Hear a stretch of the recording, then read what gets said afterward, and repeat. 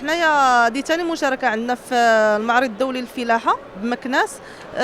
مشاركة متميزة بالنسبة لنا. حنا كتعاونية كنتكونوا من 6 ديال النساء اللي كنديروا هادشي ديال العسل وخلية النحل بصفة عامة، منها حبوب اللقاح، البروبوليس، لاجولي غويال، والعسل عندنا بزاف ديال الانواع ديالو. كاين عندنا 12 نوع ديال العسل. كاين العسل ديال الخزامه، كاين ديال الدغموس، كاين ديال الزعتر، كاين ديال الكاليبتوس، الاعشاب، كاين ديال الفرنان، كاين ديال الجبل، وكاين ديال الازير، كاين الخروب. العسل كنحولوا النحل في كل عسل والمنطقه فين كنديو ليها النحل. مثلا دابا ديال الخروب كنديو لتاونات، كاين عندنا ديال الدغموس كنديو لايتبع عمران، وكل منطقه ولا ياش باش كنقلوا.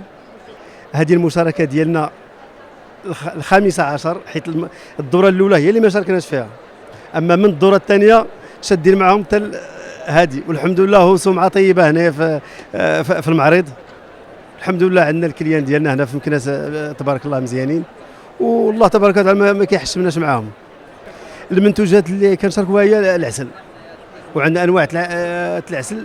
عندنا الزعيطرة ديال منطقة مينتانو تنيت ديال تالم سنيت، وعندنا الدغموس ديال منطقه ايطبع عمران، لان كنديو النحل من مينتانو لايطبع عمران. وعندنا الليمون ديال تارودانت ديال ولاد بالرحيل، يعني كنمشيو من ايمينتانوت لولاد بالرحيل. وعندنا الزقوم ديال فم الجمعه وتنانت، والكاليبتوس كاين ديال ايمينتانوت، وكاين ديال الوالديه. المشاركات داكشي اللي كنبيعوه في مراكش وفي اكادير وفي ايمينتانوت.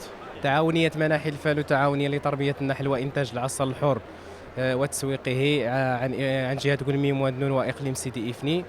أتيحت لنا الفرصة للمشاركة في هذا المعرض، يعني في دورته السادسة عشر الملتقى الدولي للفلاحة بمدينة مكناس. تعاونية مناحي الفالو يعني لها مشاركات في الدورات السابقة، وكذلك هذه الدورة السادسة عشر يعني شاركت بمنتوجاتها المحلية اللي هو العسل الحر. يعني التعاونية وفرت يعني انواع العسل، يعني عندنا عسل ديال الليمون، العسل ديال الفرنان، والعسل ديال الدغموس. يعني وبالنسبه للعرض يعني التعاونية حاولت ان توفر الكمية الكافية يعني طيلة هذه الايام ديال هذا الملتقى. بالنسبة للطلب يعني بالنسبة للعرض يعني بالنسبة للطلب يعني كاين اقبال على هذه المنتوجات المحلية يعني من طرف يعني الزوار، يعني ونتمنى ان نكون عند حسن ظن الجميع ان شاء الله. يعني والهدف من هذه المشاركات هذه في هذه الملتقيات او المعارض وهو التعريف بهذه المنتوجات المحليه ديال المنطقه. منطقه ايطبع عمران يعني المعروفه على الصعيد الوطني يعني بالانتاج ديال العسل الحر، يعني والنوع المعروفه به وهو العسل ديال الدغموس، يعني لكون المنطقه يعني جبليه يعني وتعرف بهذه النبته هذه ديال الدغموس. يعني والاثمنه في متناول الجميع، يعني الاثمنه يعني راه كتراوح بين 200 درهم يعني 250 درهم للكيلوغرام ديال الدغموس. بالنسبه لليمون يعني 100 درهم للكيلوغرام الواحد، وبالنسبه للعسل ديال الفرنان 150 درهم للكيلوغرام الواحد.